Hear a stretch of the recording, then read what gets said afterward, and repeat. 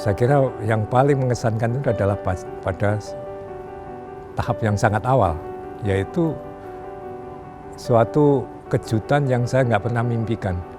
Kenapa saya kemudian bisa bersama-sama dengan Pak SBY untuk dicalonkan menjadi presiden dan wakil presiden. Saya dari awal, sejak muda saya itu teknokrat. Di bidang politik saya tahu, saya punya kenalan-kenalan, tapi tidak pernah menceburkan diri di bidang politik. Tapi ini adalah suatu menurut saya kejutan yang datangnya dari sana menurut saya. Karena saya tidak memimpikan apa-apa. Dan inilah yang saya kira perlu kita catat bagi generasi muda di negara Indonesia yang merdeka dan berdaulat ini. Anda bisa menjadi apapun di negeri ini, asal Anda bagus prestasinya, karakternya tepat, maka bangsa ini memerlukan Anda, dan Anda pasti bisa jadi pimpinan yang paling tinggi pun di negara kita ini. Meskipun pimpinan-pimpinan ini diperlukan di semua bidang, tidak harus di satu tingkat yang tertinggi, itu perlu, tapi semua sektor, semua bidang kehidupan ini memerlukan pimpinan, leadership, dan itulah Anda semua yang kita andalkan.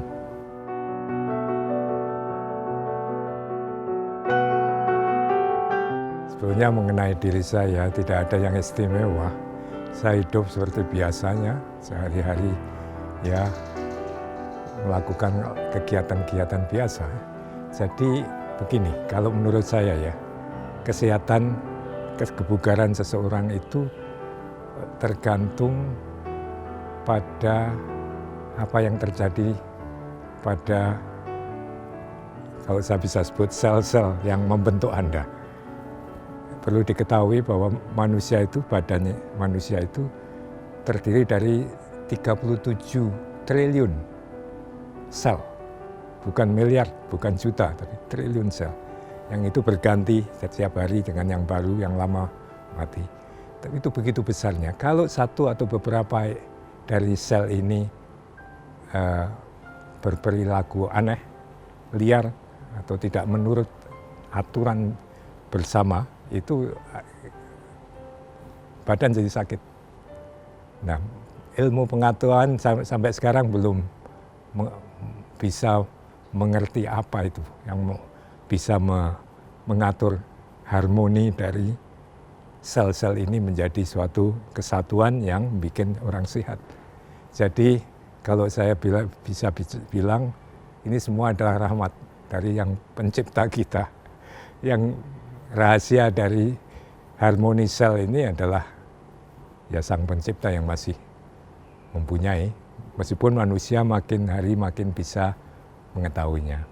Tapi di samping itu memang sehari-hari itu saya mencoba untuk menerapkan suatu prinsip ya. Dan ini bukan prinsip yang saya anut sejak muda. Waktu muda saya seperti anak muda biasa. Apa saja saya lakukan yang saya inginkan ya. Tapi makin tua ini pengalaman memberikan saya semacam kearifan ya, yang moga-moga bisa dipetik oleh adik-adik generasi muda. Yaitu istilahnya kalau satu saya bisa sebut sebagai keseimbangan. Apapun yang Anda lakukan, pegang prinsip keseimbangan. Keseimbangan kegiatan antara fisik dan mental, keseimbangan dalam makanan Anda, keseimbangan dalam istirahat sama kegiatan aktif, keseimbangan dalam pikiran. Jadi jangan sampai pikiran kita memikirkan sesuatu yang melebihi dari porsinya sehingga yang lain diabaikan sehingga tidak seimbang. Manusia itu bisa bugar karena ada interaksi yang positif antara rohani dan jasmani. Tidak hanya satu arah, dua arah. Jadi kalau rohaninya seimbang juga jasmaninya juga seimbang. Jadi kalau ada pantangan, saya kira nggak ada kecuali satu.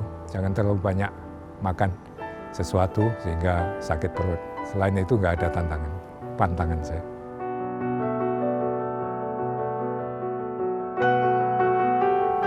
Gini, saya kira setiap bangsa itu selalu mengandalkan pada darah baru, generasi muda sebagai motor perubahan, motor kemajuannya. Setiap generasi itu punya tantangan dan punya kewajiban. Tantangan dari generasi yang sekarang, yang memegang tampuk pimpinan bangsa, itu adalah dua menurut saya.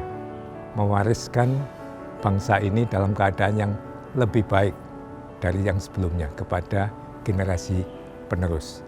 Dan yang kedua, menyiapkan generasi penerus ini supaya siap nanti untuk menghadapi tantangan dan bahkan bisa memajukan lebih banyak lagi, lebih maju lagi bangsa kita pada waktu mereka memegang tampuk pimpinan.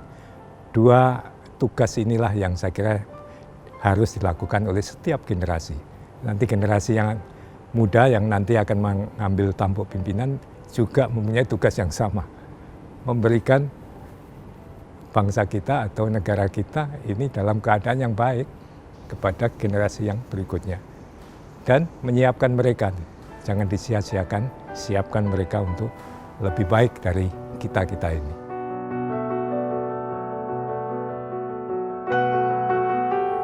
Pertanyaannya agak sulit saya jawab karena saya bukan penggiat di bidang bisnis. Dari awal saya teknokrat, jadi mungkin saya hanya bisa memberikan pandangan saja ya secara umum. Ini adalah suatu krisis yang 100 tahun terjadi, setiap 100 tahun terjadi. Krisis yang berat yang melanda semua negara, semua bangsa. Dan kalau saya bisa menerka-nerka ke depan, ini akan mengambil waktu yang tidak terlalu pendek untuk kembali kepada situasi yang lebih normal, yang lebih atau normal baru ya katakanlah. Karena apa? Karena memang di sini terjadi suatu krisis yang multidimensi bersama-sama terjadi. Ini bukan sekedar resesi, bukan sekedar depresi, tetapi ini paralisis, suatu sistem yang tiba-tiba saja beku. Dan ini yang perlu kita pahami bahwa untuk kembali ke sesuatu yang bisa berjalan dengan normal lagi itu memang memerlukan waktu. Karena apa? Karena di sini akan terjadi perubahan yang drastis dari semua kegiatan ekonomi sosial, bahkan politik mungkin, bahkan keamanan, itu semuanya akan memegang atau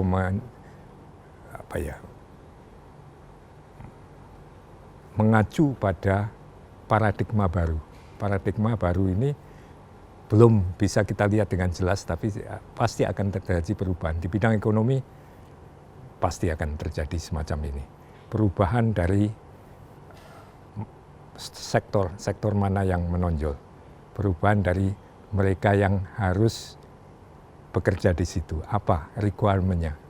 Apa syarat-syaratnya supaya bisa bekerja di situ? Jadi akan ada terjadi perubahan, pergeseran, bukan hanya output, produk, tapi manusia yang bekerja untuk menghasilkan output ini memerlukan syarat-syarat baru untuk bisa produktif. Dan ini pergeseran ini memerlukan waktu yang cukup lama karena ini menyangkut manusia, bukan soal membawa barang dari satu tempat ke tempat lain, tapi adjustment, penyesuaian dari suatu pola hidup yang lama ke baru dalam situasi yang perubahan yang sangat luas di sini. Semua sektor akan terkena, baik di bidang pertanian, industri, jasa, dan lain-lainnya. Kita harus siap dan menurut saya generasi muda ini memang menghadapi tantangan yang berat. Kita generasi yang tua ini perlu mendukung sebisa mungkin mereka.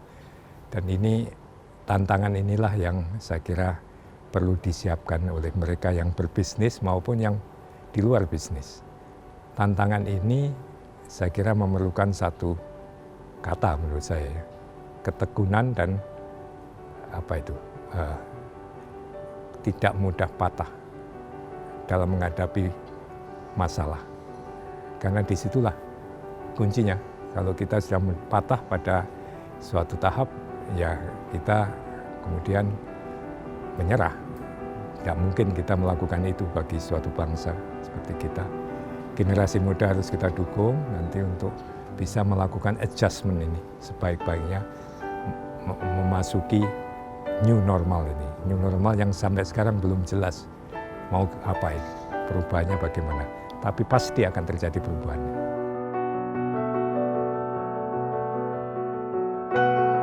Saya ingin menyampaikan selamat kepada kita semua, seluruh rakyat Indonesia, karena telah berhasil menjaga negara kesatuan Republik Indonesia yang merdeka dan berdaulat selama 75 tahun meskipun menghadapi banyak sekali tantangan. Saya kira semangat ini perlu kita tetap jaga, terutama bagi generasi muda kita, bahwa warisan dari pendahulu kita ini perlu kita jaga. Ini rumah kita. Kita tahu mereka yang kehilangan rumah itu nasibnya terlunta-lunta di negara orang lain, di rumah orang lain. Jaga rumah kita ini bersama-sama. Tentu generasi tua seperti kami ini tetap akan mendukung generasi muda untuk melaksanakan itu.